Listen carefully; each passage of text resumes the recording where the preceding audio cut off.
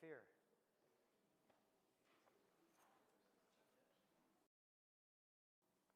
All right. Good evening, everybody. I guess the quiet means we should start, right? Yes. All right. My name is Jordan Smith. I'm a campus minister here at Fairfield Prep, and I have the privilege of being able to shepherd our international and domestic immersion program. And over the last week and a half or so, I've been in classes talking about our new online system for recording service hours. The boys who are here right now are probably like, all right, I wish you would just shut up about that. But it is important that we talk through tonight's itinerary of trips. So we'll pivot a little bit from how to enter service hours and more importantly, how we can go ahead and actually live the mission at Fairfield Prep, which is of utmost importance to me every single day, and certainly to my colleague Devin McCormick, who's here. And she'll be talking a little bit about some of the international trips that we're going to be returning to Fairfield Prep. Jamaica and Ecuador were two great trips that Prep was fortunate to launch well before my time and before Devin's time, but we're happy to bring them back. Certainly now the climate and post-COVID is a little bit better. So I'll jump right into our itinerary tonight, kind of walk us through the trips, give you some logistical information, and then save room for questions at the end. Happy to stick around as well. And during the courses, it'll be a very casual thing, so there are some cookies and water over on the side, so help yourself at any time. And we'll jump right into it. So I think what's important in my role here as a campus minister is that the Ignatian Service Program, which is what we're calling our service program, encompasses a lot of different elements. One of those elements is service and one is retreat. And it's our goal, I know Devin and I'm speaking for Devin, but we really think that service learning is important. It's not just going to serve, but to learn about the experience, to really process the experience. And that is all incumbent upon the formation that we provide for the boys leading up to a trip. And so this year, with the host of trips that we're returning to Prep and also we're adding a new urban plunge, I'm hopeful that the guys who participate will not just have a great experience, but maybe it will inform them later in life when they go to serve others as an adult in the communities where they find themselves 10, 15, 20 years. So just as a means of background, I went to a high school in Northern Connecticut, an independent school that didn't really have a service requirement. It was 5 hours every year. And unless my mom said, Jordan, you got to go and do the service work, you need your 5 hours, I probably wouldn't have done it. But I didn't have campus ministers, and it wasn't a Catholic high school, and that didn't make it bad. It just made it very different from Prep. And it wasn't until I went to college, I went to Holy Cross in Worcester, and the Jesuits there, they really did form me and help me understand what it means to serve. And I had some great relationship building experiences with people on different trips to Appalachia. Been to New Orleans and Lewiston, Maine. Been to Appalachia several times. And together with Dr. McCormick, we share a great wealth of experience in trips like that, and our sharing has kind of informed where we think Prep should go in the next couple of years with a great foundation. I mean, I inherited a great program of service, and so I guess my role as the shepherd is to make it even better, but to know that we have great foundations, great roots. So any alums who were part of any service trips know how important and formative they probably were for them. So I'll jump right into just a little bit about what I think we can't hear enough of at Prep. And this year, some of you may have seen this already, but this is a video that our communications team put together, and it's really a great look at what it means to be a man for others. And I think that's at the foundation of every trip we go on. And so I'm going to play this video for you. I've watched it probably 4 or 5 times, and I'll watch it another 4 or 5 because it really affirms the work that we do every single day at Fairfield Prep. So without further ado, let's play this video for you.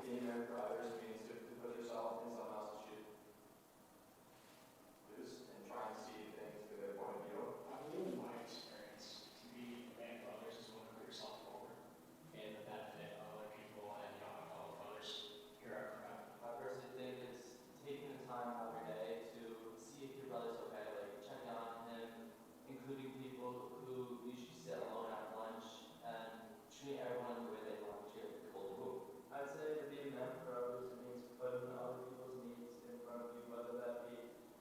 at the grocery store or even on the field. The coaching staff in sports always taught respect for the team and for your own teammates. Put the needs of others at a time. And to push others to be the best version of themselves. I think we can live that out at prep each day because the various things you do, just like your activities after school, like you're always helping your like teammates and your classmates. Being a man for others means to me is trying to learn about and care about the problems of other people and putting the needs of other people in front of your own need. At Prep, our motto is to be a man for others, and I think that's really important that we take what we do on retreats and with experiences linked through outside school, and we bring that into the school and into a wider community. So the retreat doesn't stop there. My best experience being a man for others was the Appalachian retreat. We went down to West Virginia and spent a week in service and reflection, dedicating our time to helping people in need and learning about how we can be better men for others. One thing I learned on this trip was that service is not just about working for people, it's about caring for them too. We were encouraged to take the time to talk to everyone we were working with, and we learned how important it is to show someone you care by going beyond your work. I'd say grounded in gratitude. I did it as a participant sophomore year and realized how the junior and senior leaders on that retreat stood up for us and forced us to show our true selves in front of them and talk about the problems we're having at home or even in school. I would say that halftime for humanity was great. I really enjoyed being able to build homes and to physically see what I am doing for someone. I also love Kairos. Kairos was an incredible experience. That really taught me how to be a man for others, but more specifically for my brothers. After doing Kairos once, it's become a part of my everyday life kind of thing, and I hope to go back and lead one or two more Kairos retreats in the fall and over the spring. The mission moment I experienced this year at Prep was rolling down to Camden, New Jersey, and staying at the Romero Center. We went to a soup kitchen on one of our days of the trip, and at the soup kitchen, my responsibility was handing out food. One family that came specific was a single mother with 3 children,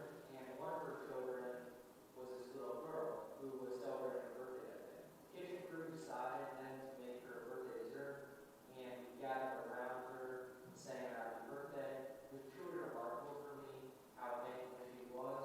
This summer I went on Appalachia and I found it really inspiring to be able to serve others and to be there for others. In that service, I feel like you find a love for others because you see that love in other people and you end The most for me with his way of welcoming me in my junior year and with his ability to really put himself in my shoes, and he understood how I was feeling coming into prep, and he was able to help me. Mr. Trump, I've gotten a lot closer to him, especially in this past year. Going into his room just to talk about what's going on in our life, and he'd listen and give us his feedback. 2 teachers that have really impacted me were Dr. McCormick and Ms. Clark. Dr. McCormick has let me come into her room and take a breather from the day after a test or a quiz. And then Ms. Clark, she has helped me tremendously any way that she could with my writing. She's inspired me to write on my own and just become a better student in general and a better person. Mr. Bennett was my English teacher last year, and I was just so fortunate to have him. He really put the needs of me and my classmates ahead of his own. In class itself, it was such a great environment. He would always push us to get a little bit farther into that analyzation, to just try our best and to see where it will lead us. That was contagious. I remember going to group work with my other classmates and just us pushing each other to keep on going, to keep on trying. Dr. Smith, she's the adult faculty leader from Wolfgang, and she inspires me every day by what she does for the community. She has engaged this really great group in Team Wolfgang, and she taught me freshman theology on top of all that, so she's a teacher, and she helps out our community, and I think that's what Prep wants you to be. Putting yourself forward for others for their benefit and willing to sacrifice your own time, sacrifice yourself for other people is what it means to be a man for others for me. I believe I'm very lucky to be at a school where I am taught these things because I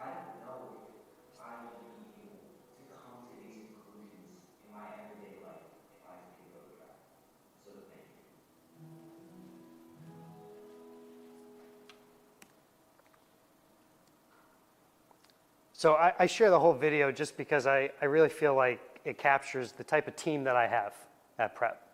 You know, I have great educators in the classroom, and so many of those people mentioned are outside the classroom with me doing this work. So, you know, I'm so fortunate to be part of the team, and, you know, service for others is such an important piece that it bleeds, you know, definitely outside of the classroom, but it starts there, and you can just kind of tell the great relationship that the boys have with their teachers, and, you know, it's always good to see that in action. And so I share that with you guys today. You know, as we prepare to do work that's going to require us to be, you know, the best versions of ourselves. I love what Samik said about caring for others. Service is about caring for others, not just, you know, being there. I think that's spot on. You know, certainly the work that we do and the work that I'll showcase tonight is difficult work at times. You know, service isn't meant to be easy, but it is meant to hopefully be life-giving. And if we can connect to work that gives us some joy as well in the process, there's no greater gift than that. And so our service program, I won't read this out, but you know, our service program is a 4-year program, and it's really framed around prayer, justice, contemplation, and accompaniment. The last piece is so important, that we accompany, we walk with the people we're serving. And in the Ignatian Service Program, that's kind of our call each and every day, is to make sure that we accompany people and are there for them. And so in everything that we do, we want to build a bridge with the people that we're working alongside, that we don't other the people that we're serving, that we're not looking at them as people in need of charity, but as human beings with dignity and worth, and that we can be simply right beside them to walk alongside their life's path, and give of ourselves generously.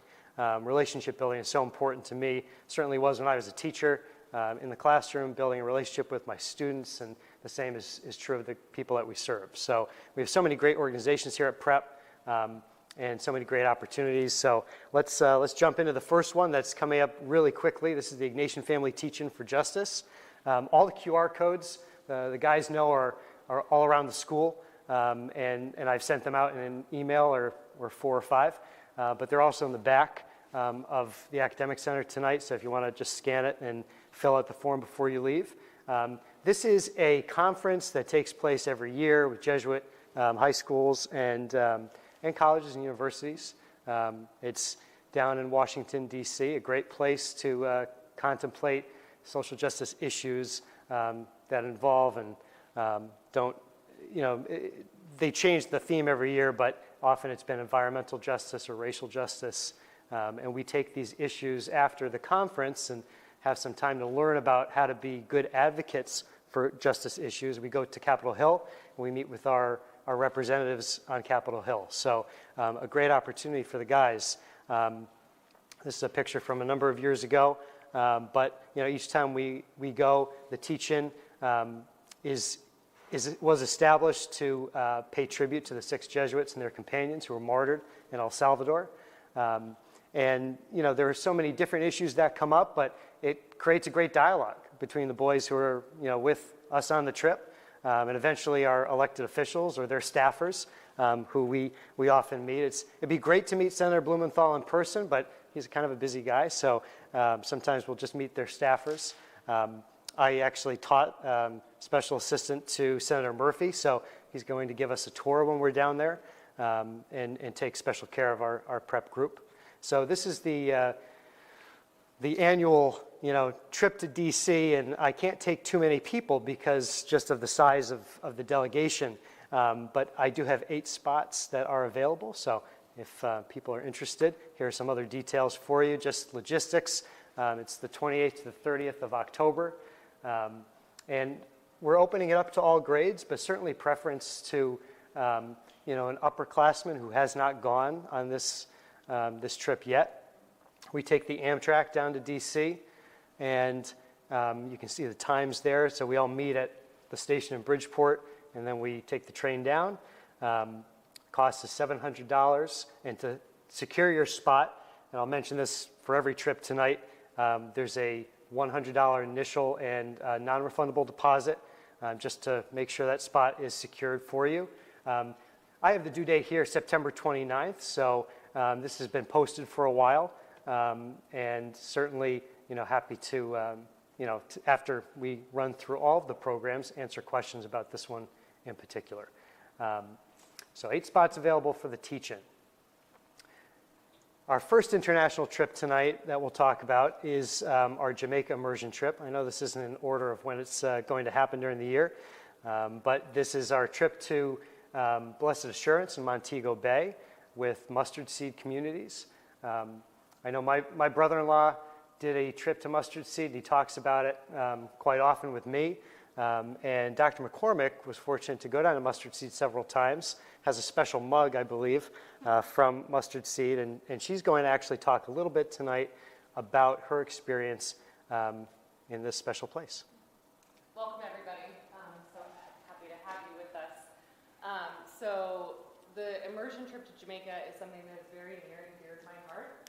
It was my first immersion trip as a young campus minister back in the day, and I had the great fortune of taking a group from Sacred Heart University down there.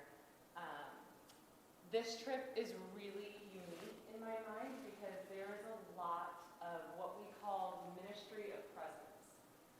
So that's something that in this formation for this trip in particular we will really focus on with the boys. So ministry of presence is really being able to accompany the people that we're ministering to, that we are meeting there. So the residents of Mustard Seed are very often physically disabled. They have severe medical conditions.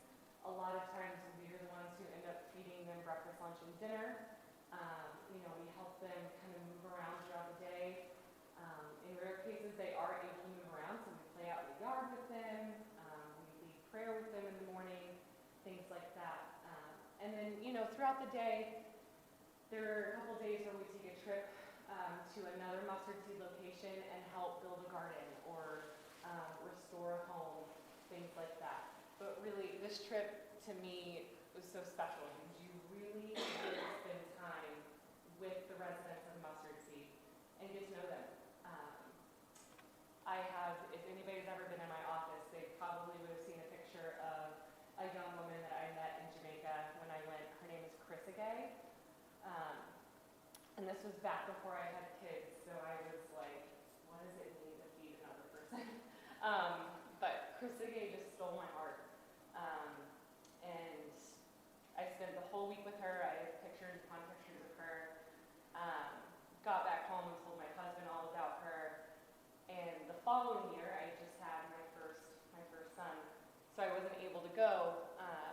But the group, I sent a group down there, and they came back, and Chris Agay had given them a onesie for my son that I had in a shadow box at home. Like, it was just, she remembered me, and that is the connection that we make on these trips, right? Like, I've never been to Ecuador, but I have to imagine that is, talking to Mr. Tremblay and those who have gone on it, that's the connection that we make on these trips. It really is not just accompanying, it is getting to know and journeying with these people. So I could talk on and on about Jamaica, so if you have any questions, feel free to come see me after. Awesome. Thanks, Doc. We'll watch real quickly just to give you a little bit more perspective, although, the personal experience that Dr. McCormick had, speaks for itself, right? That building a relationship with somebody who knew that she was there to be present, to be loving, is really something you can't replace, and you can't replicate it. It's hard to kind of capture in words, too. And so I'll share just a couple of minutes of this quick video from Mustard Seed, and that will tell you a little bit more. Sorry, really quickly, I should also mention that the founder of Mustard Seed, Monsignor Gregory, is a very special friend of Prep. He was the graduation speaker 2 years ago, I believe, Mr. Dean. Very special friend to the community, so this trip is really near and dear to our hearts. Awesome. Thank you.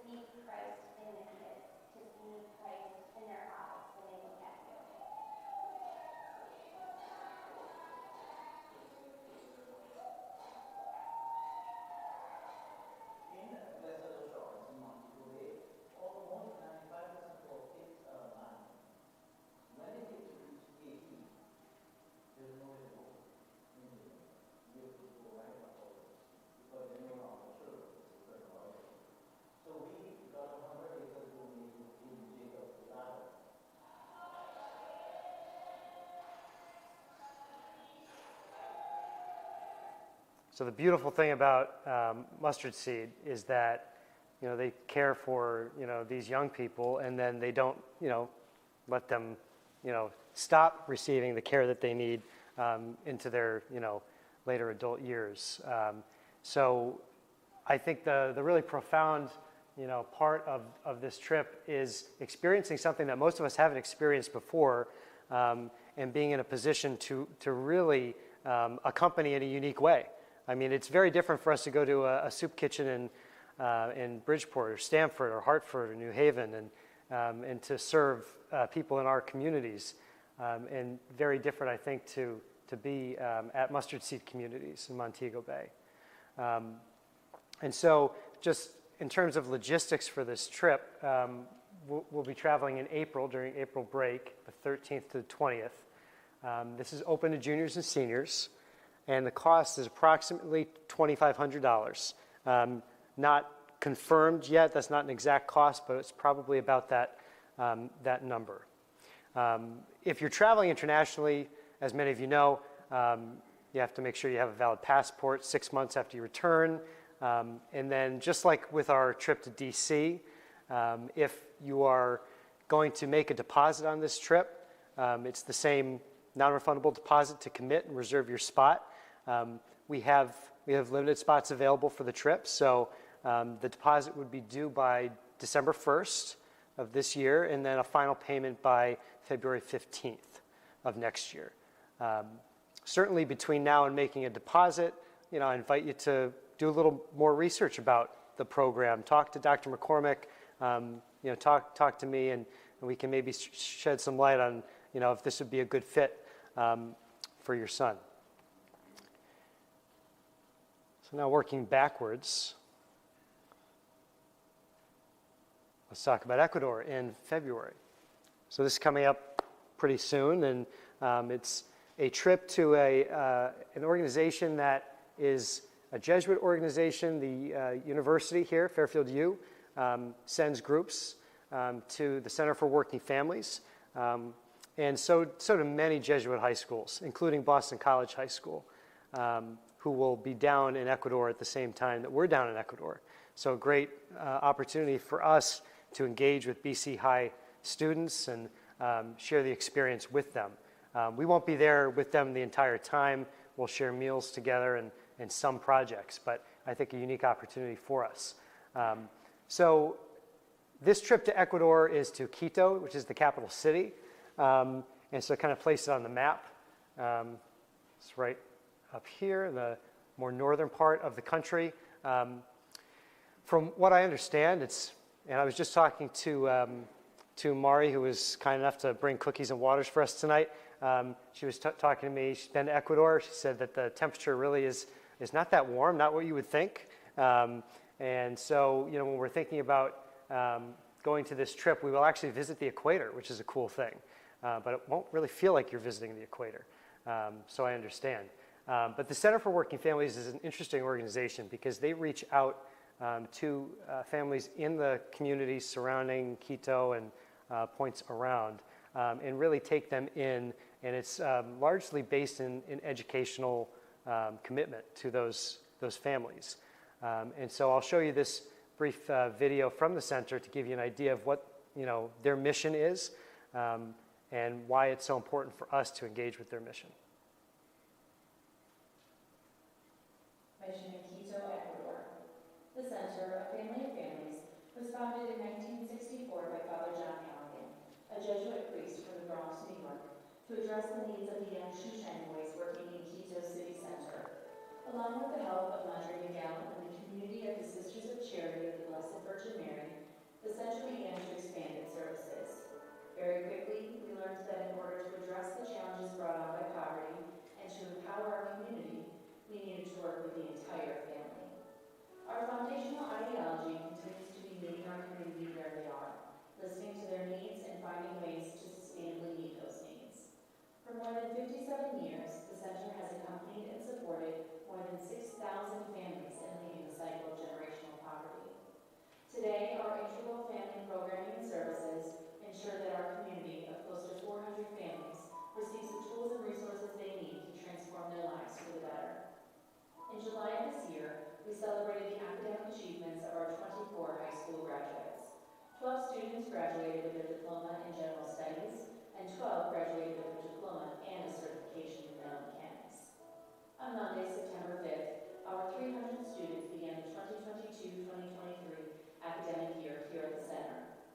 excited that they're back on campus.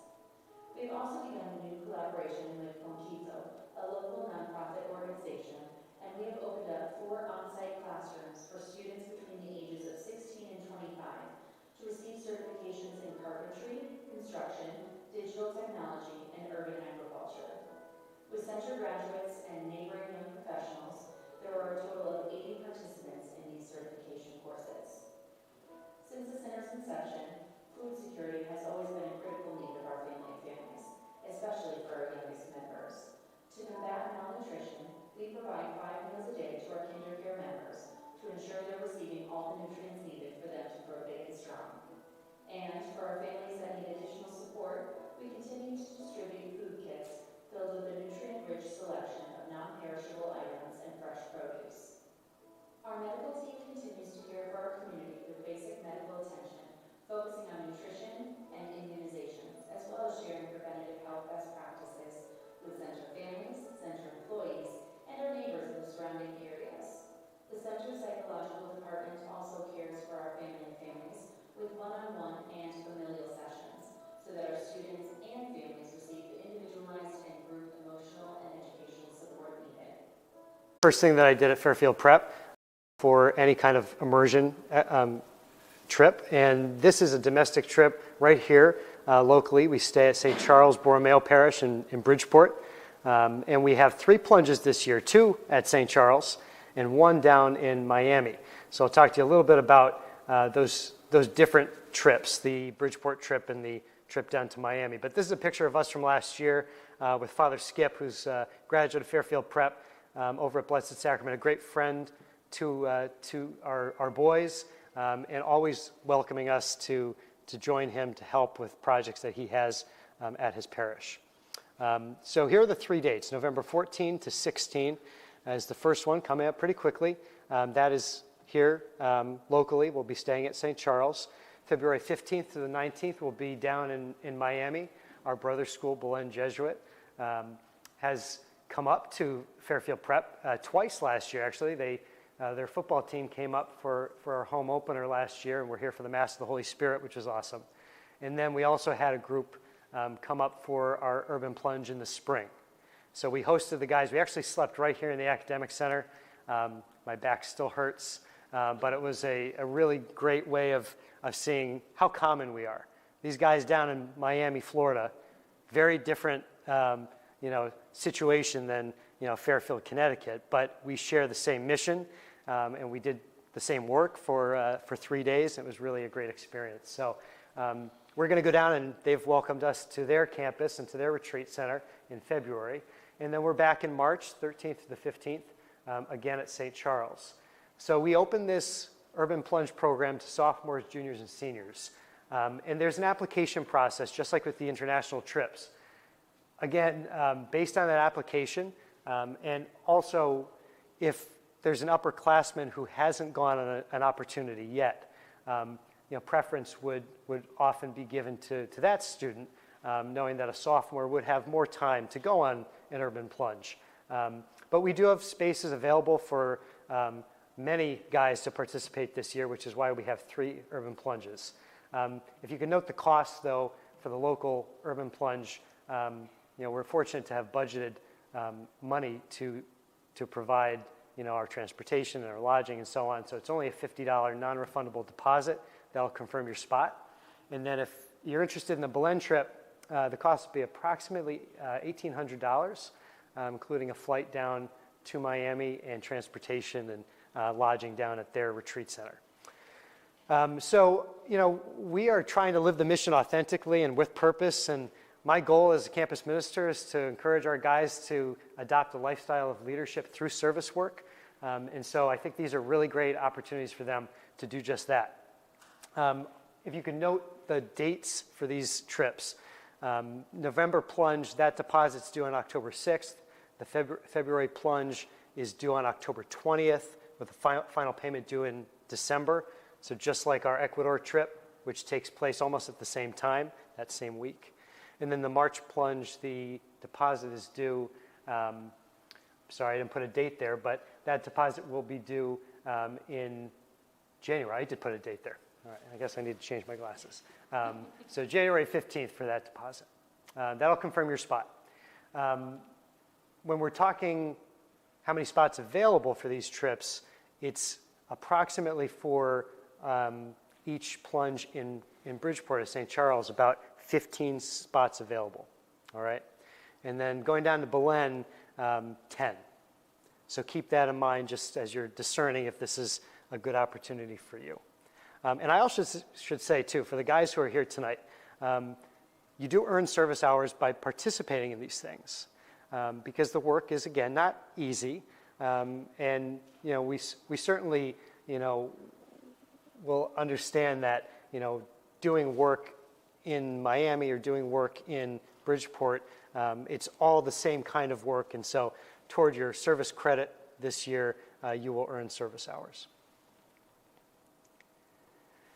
The last trip I'll talk about tonight is our trip down to Nazareth Farm in Center Point, West Virginia. This is a little bit of a pivot from a trip Prep ran for a good number of years, but it's all, again, similar work. This is an organization that started in 1979, and just so you can get a sense of what we would do, it's a working farm, and so the guys who went down last year worked on the farm for a day and learned a lot about the area in the Appalachian region. It's an interesting place in the United States and extends, you know, far beyond West Virginia. But when we go down to Center Point, which is where Nazareth Farm is located, they talk to the boys about food sustainability. They make their own meals. Father Brian Consman, who went last year and will go with me in June of this next year, said that there was plenty of food and that the boys had no trouble cooking and making meals. That they kind of walk them through all of that. And similar to our international trips, we do a lot of home repair, home site work. And so there are some great pictures of the guys helping build a deck, do some painting, really providing some needed restoration for the folks who live in Center Point. It's a very prayerful place. And as we get closer to this trip, I'll have an information session probably just to talk about specifics for people who are interested. But the cost is approximately $950 for this trip. This is a trip that takes place during June, so right after school ends. It's open to sophomores. So note that this is a sophomore trip. Anybody who has gone on the trip as a sophomore can come back as a junior leader, bless you. And so their four cornerstones are service, simplicity, prayer, and community. Very much aligns with our mission, but we found that it was a great experience this year, and so we're excited to head back. All right, pivoting to retreats. Dr. McCormick, talk to us a little bit about Kairos. Okay, so how many of you have heard of Kairos? How many of you have a brother or a friend? Son who. Cool. So Kairos is really kind of our foundation in campus ministry at Prep. So we take 3 Kairos retreats a year. This year we are going November 7th through the 10th, January, can you go back to the last slide?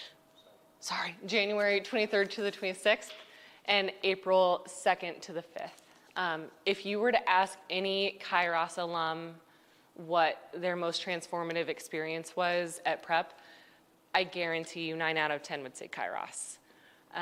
It is just a wonderful 4 days, 3 nights with the Brotherhood, with faculty and staff who care and who want to accompany these boys. And yeah, so Kairos means the right time. So we really focus on recentering themselves, right? Like refocusing on themselves, on their relationships with themselves, with God, and with others. So that really is the crux of Kairos.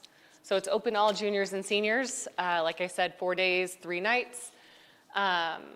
For leaders, they do 5 to 6 weeks of formation. So I actually have my first meeting tomorrow with my leadership team for the fall. And they spend a lot of time in prayer and preparation for this retreat. The cost for this is $370, includes all food, housing, and all retreat costs, including transportation.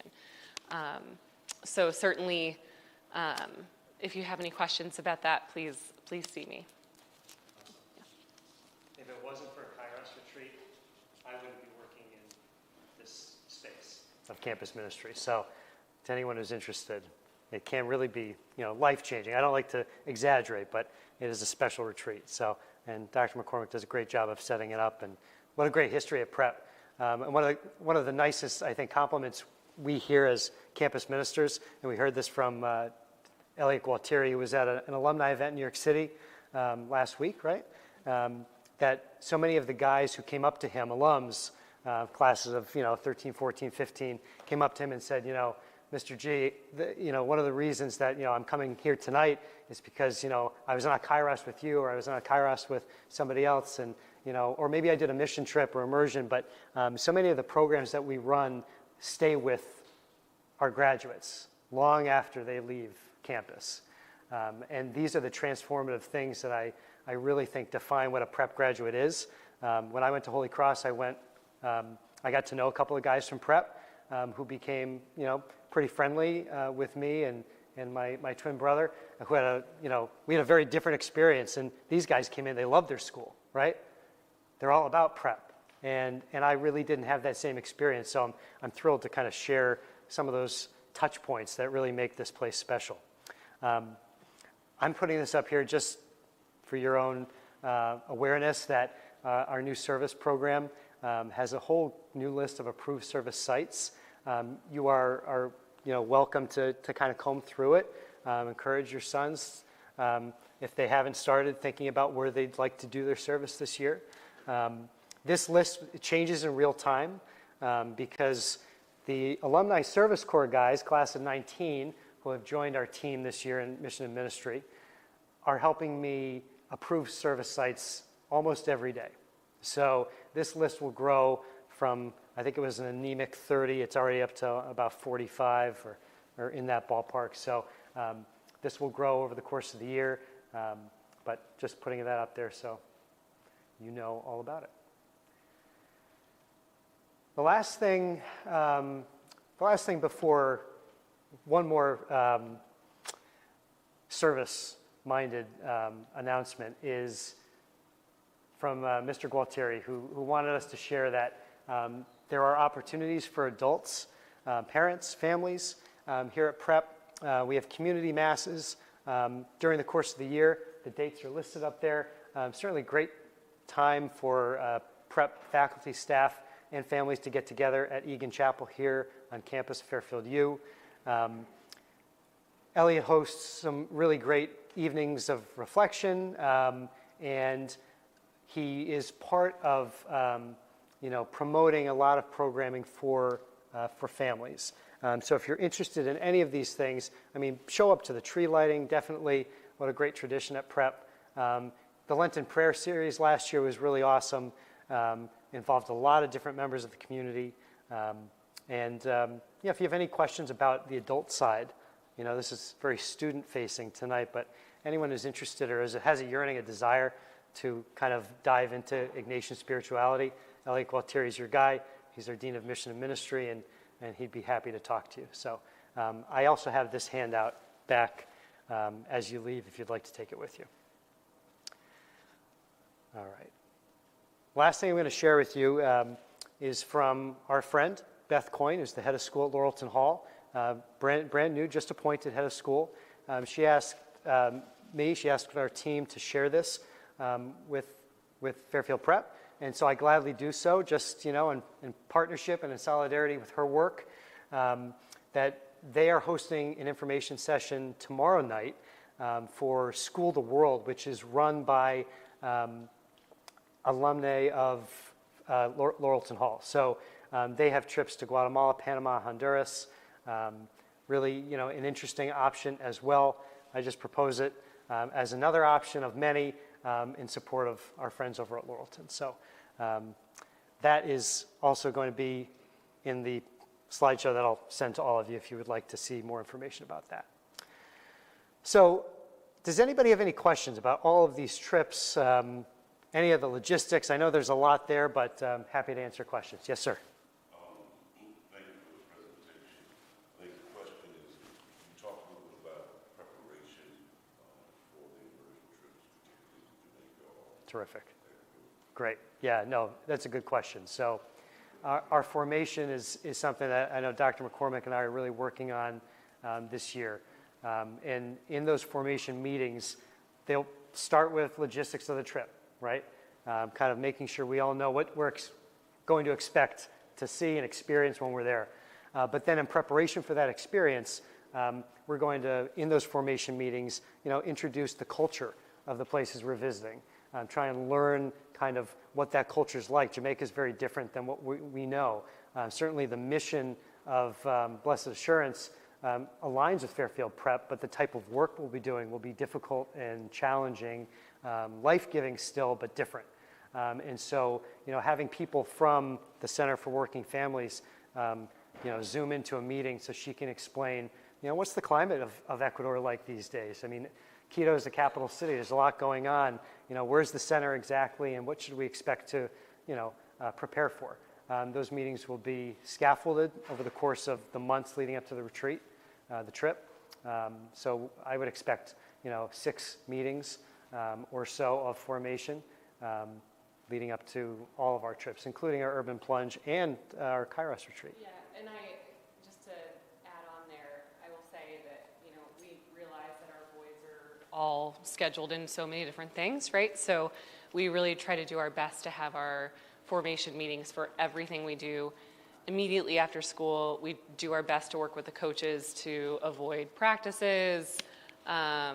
Sometimes we do before school. So try to make it really accessible for the group that's going, because this is important, right? I think that as we look to form men for others and your sons, we want to really make sure to spend that time with them, getting them ready not only for the logistical part, but also for the spiritual soul part, right? Like when you meet these people, when I met Chris Agay in Jamaica, it changed me.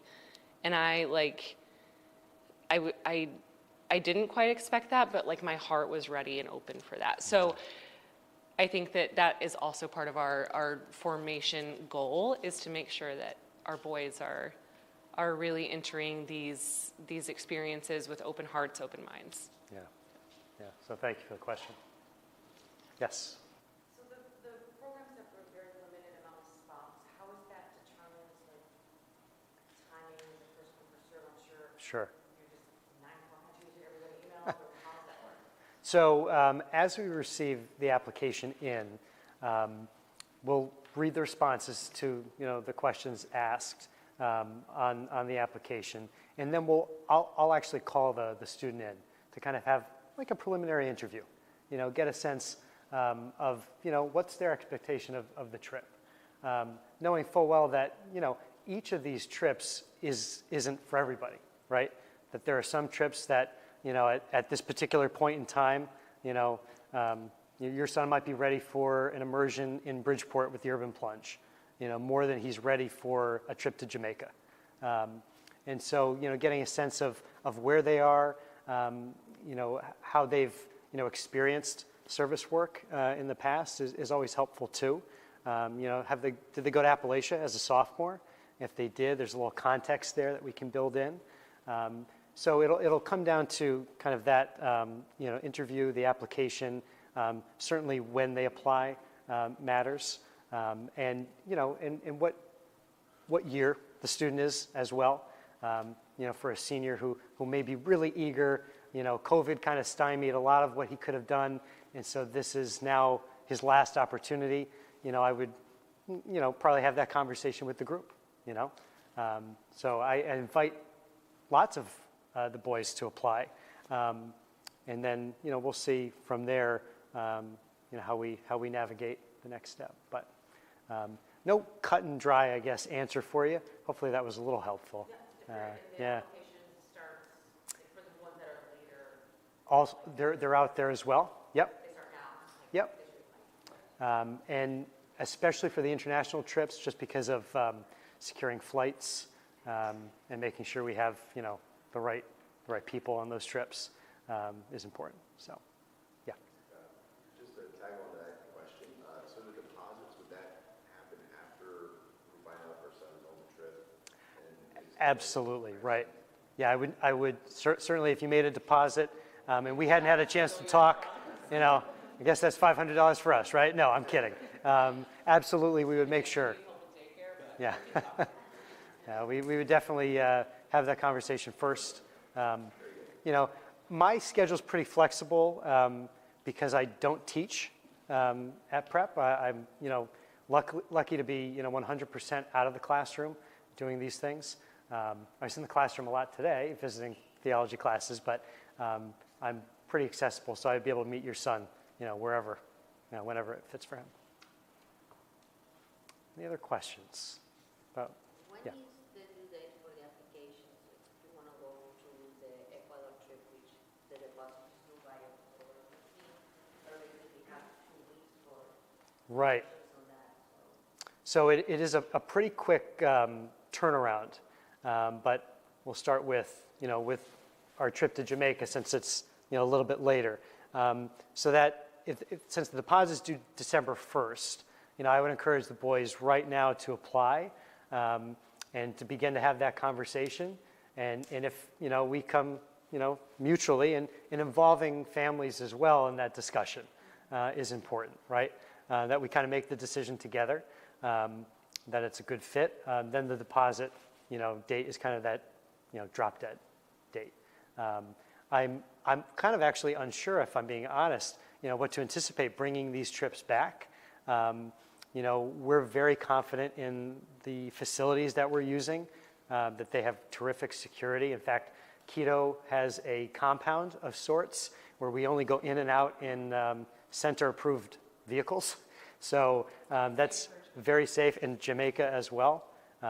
So, looking at the Ecuador deadline for deposit, October 20th, so sometime, certainly in the next, 2 weeks, I would say, if there's interest, let's have that discussion and see if it's the right fit. Yes. Who's going on the Ecuador trip? So you're not going? I'm not going. So Joe Tremblay and Maciel Rosales.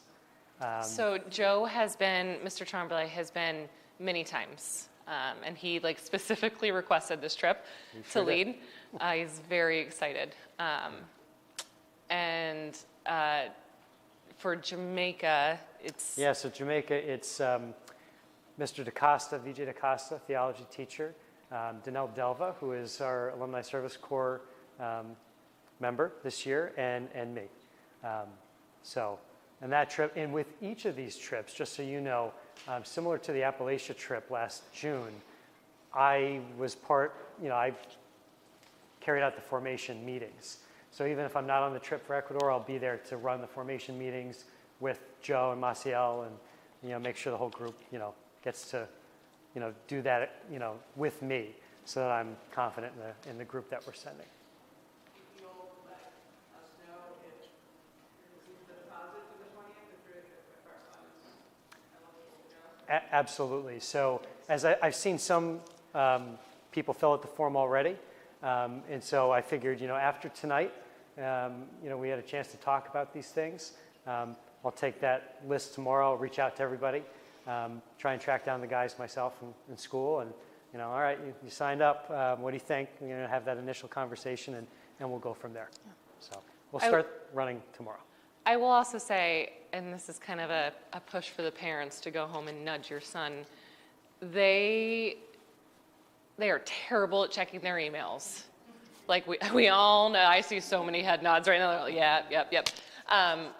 Please, if they get an email from if you know your son has applied or is going to apply, please make sure they're checking their emails.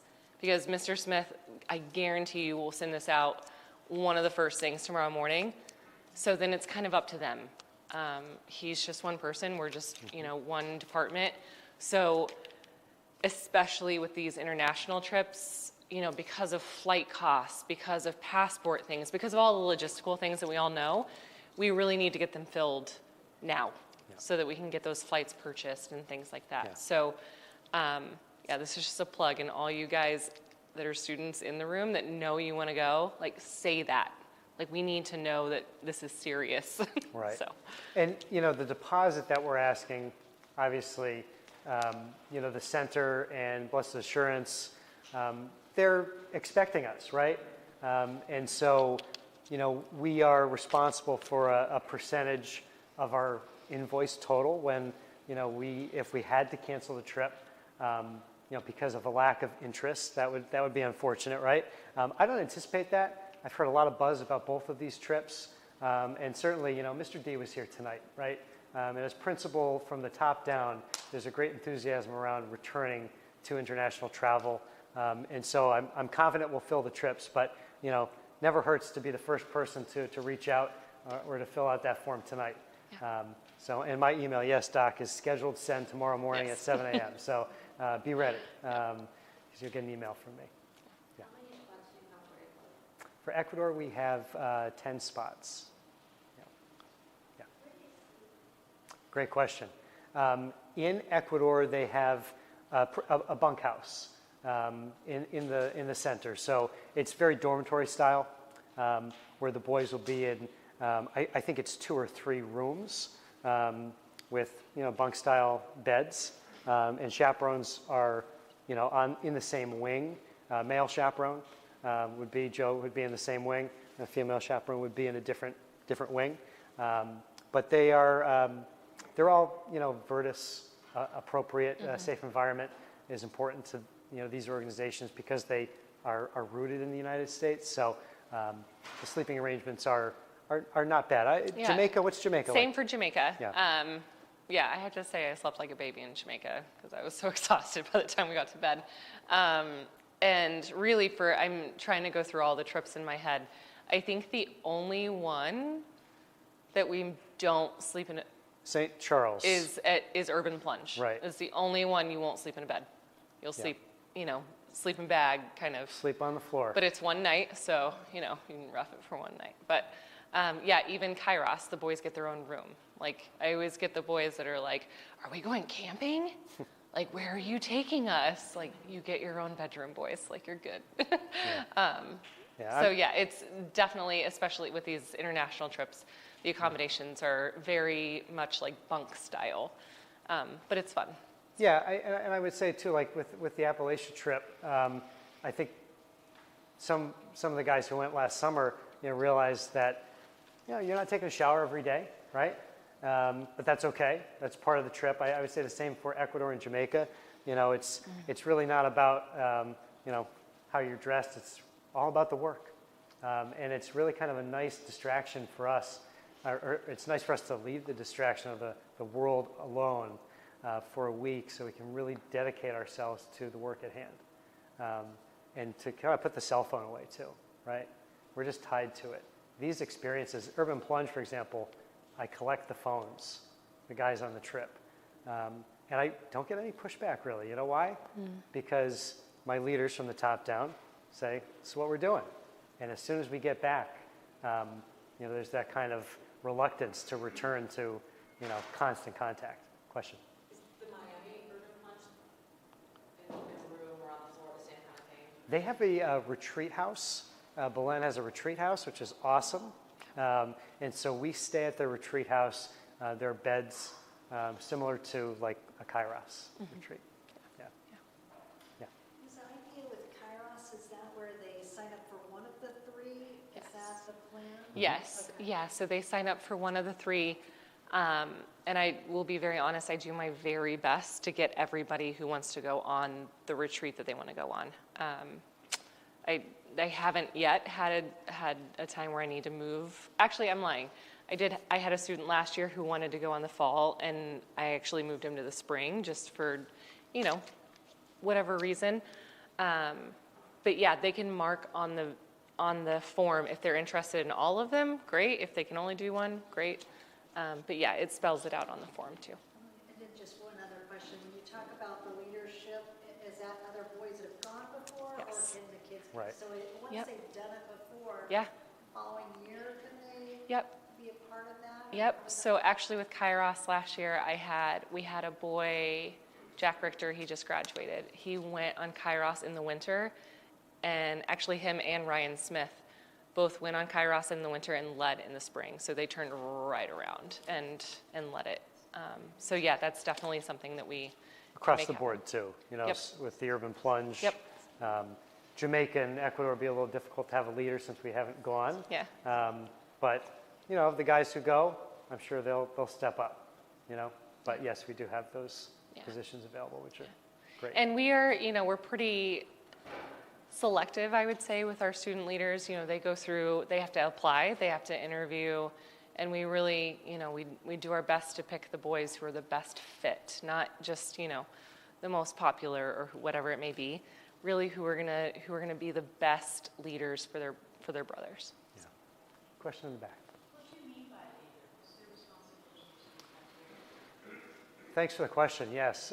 So a good leader would be, you know, a student who's familiar with the experience, who's able to help the adult moderator moderate his peers, but moderate in a way that is a way that I can't really moderate as an adult. Mm-hmm. So peer-to-peer leadership, I think, just looks different because there's an inherent trust already built in because we share that same experience. My experience is, you know, old. Even though I don't feel that old, you know, it's old. But a peer-to-peer leader is somebody who would rise above, you know, any of the antics that might take place, you know, on a retreat or in an immersion experience. They'd be the ones who would call the group together. They'd be the ones who would pray with the group, you know, lead prayer, lead reflection. They'd be the ones who would take the first step in conversation as we, you know, dialogue and reflect on the day. Mm-hmm. Really important position. I couldn't do, you know, these programs without guys who are willing to step up and really, you know, kind of work with me in a unique way that the other participants don't. But then they see the leader, and hopefully my goal is that they'll want to lead these experiences themselves. Yeah, that nailed it. Ditto. Any other questions? I'm here all night. I've literally slept in this room, like more times than I can count. Yes? You mean the deposit is just a check to Fairfield? Yep, so we'll have it, you can definitely send a check in. Our friend Ron DeRosa in the back, who's been awesome with the cameras, he helps me make payment portals online, so we'll have those, you know, ready to go. But, you know, if you bring in a check, you're all set to go. And so, and I appreciate your support of these programs. You know, we couldn't run these programs without parents and families and interested students. You know, our jobs as campus ministers really couldn't exist if it wasn't for interest in these things. And, you know, it's such a consolation to hear of alums who come back and tell Elliot Gualtieri that, you know, their Kairos experience, their urban plunge, their Jamaica trip is why they, you know, want to come back and visit prep and visit their teachers who went on the trip. And that video that I showed at the beginning, which showcased a lot of the teachers who were part of these experiences, they're the reason, you know, the guys want to go as well, right? You know, Joe Tremblay's cool, man. I want to go on a trip with him. But above all, I trust him, you know, as a brother colleague in this work. I know for a fact that, you know, these trips, if you elect to be part of them, will, you know, make a big difference, you know, not just in your son, but I think, you know, in what you hear about prep with your son and process these things with him. So thank you for considering, you know, immersion and service. Really excited about what we're doing this year, and you know, this is year 2 for us, and I feel like, you know, I don't know, I think we've done more in the last month than we did all last year. So we are ready to go, amped up, and, you know, happy to walk with you along the way. So I'll stick around and, you know, take some cookies for the road and a couple of small bottles of water. Or I have to take them home to my 2 boys, and nobody wants that in the McCormick household. Thank you all. Make sure. Did you work for Senator Murphy? No, I taught at a different high school, and my student there works for him. Okay. Yes. So one